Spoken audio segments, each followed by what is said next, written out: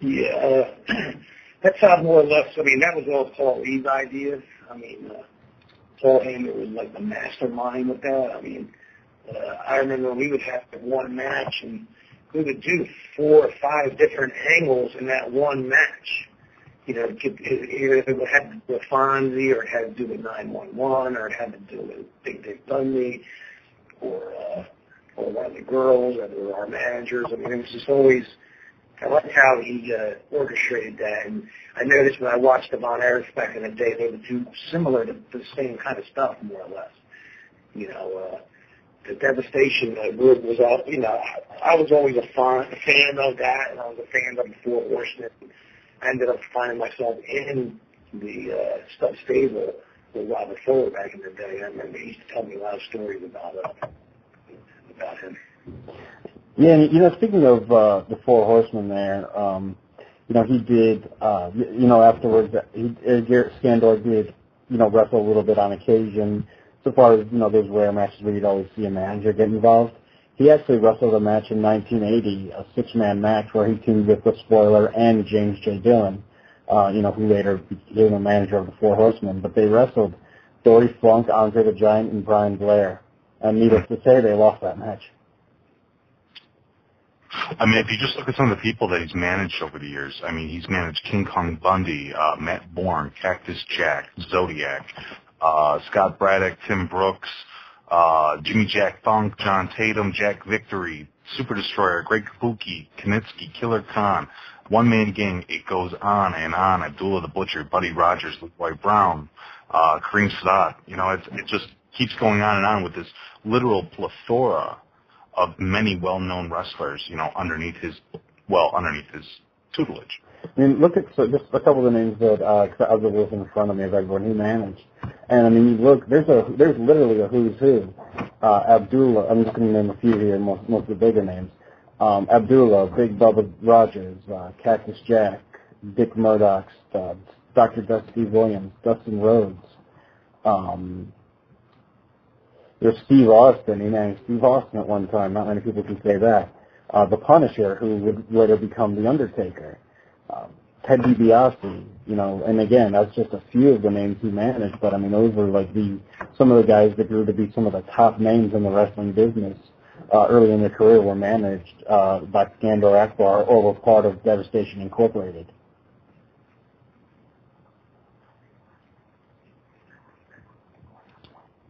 Oh, yeah.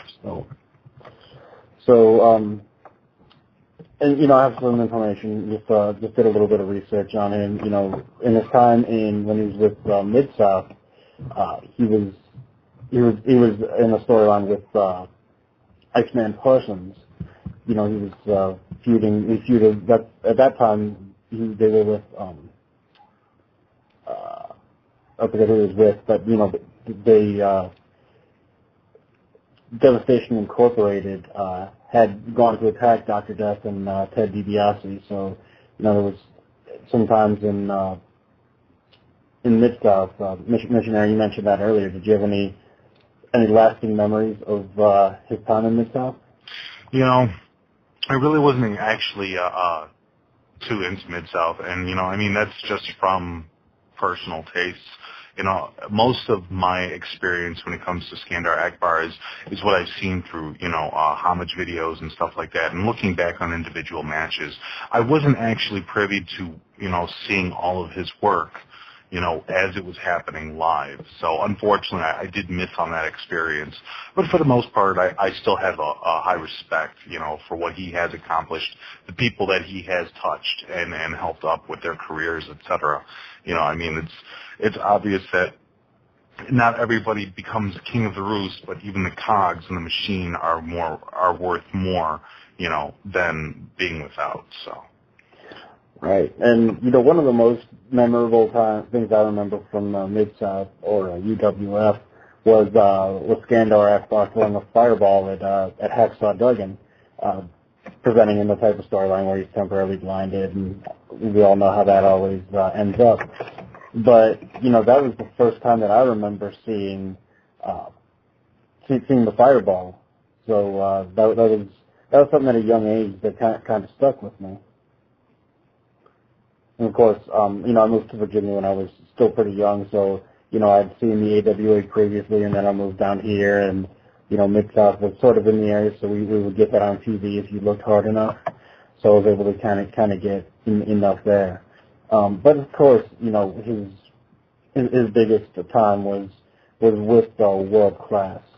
That was when he was at his best. He was feuding with of course, he's talking ad nauseum about his time with the Von Erichs.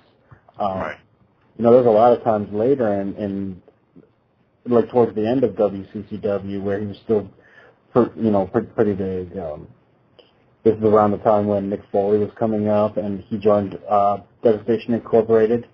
He was Cactus Jack Manson, is what he was known as. And then from there, that was kind of from there he went to WCW. But Mick Foley was kind of in a power struggle storyline with Skandor Akbar over, control of the stable. And Gary, of course, Mick Foley went from there to WCW, doing his intermittent appearances for ECW. I don't know if you ever got a chance to talk to Mick at that point, but did you see any of that? Anything he might have learned from there? Or did he ever talk about his time down there? No, he really. Mick was actually Mick always stayed to himself when he worked for ECW, and he usually. He would bring up stuff by guys who had managed him back in the day, and he would bring up his name sometimes and say he taught him a lot. And, Mick had it rough in the beginning of his life, and it took him a while to get around. But by having good managers like that, like him and others, it just makes guys work so much easier. And it's just, being on the road with that guy like that, you just learn so much. And you hear a lot of stories from the old school where someone's manager would not just come out to the ring with them, but they'd travel with them. They'd take care of plane reservations, hotels. If the airline lost luggage, you definitely don't want someone like Mick Foley angry at you, so the manager would take care of things like that. And I'm not sure if Skandor did that, but you hear that story with like Paul Ellering and the Road Warriors used to handle things like that a lot. So it's definitely a lot different, and you really learned a lot more from a manager then than you do now, I feel.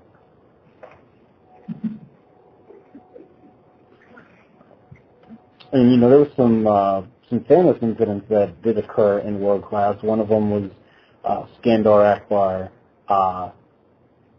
hitting Eric Embry with a baseball bat, which at the time was pretty much unthought of. Cactus Jack and Gary Young had a match against Akbar, and that they were hiding under the sportatorium ring for 3 hours to get out of there. That because I guess back then they, now you can kind of dim the lights and they can come out, but couldn't really do that a lot. But there was also Brickhouse Brown, who a lot of people know is a WWE enhancement talent. He was managed by Skandor Akbar, who's part of Devastation Incorporated. They did a lot of. The other thing is, you definitely saw a lot of influence of the Four Horsemen, both with them influencing the Four Horsemen and back and forth, because you saw a lot of the 4-on-1 gang-ups, the things that the incident I just talked about, and the Four Horsemen gang-up on Dusty Roads, it was very similar to that.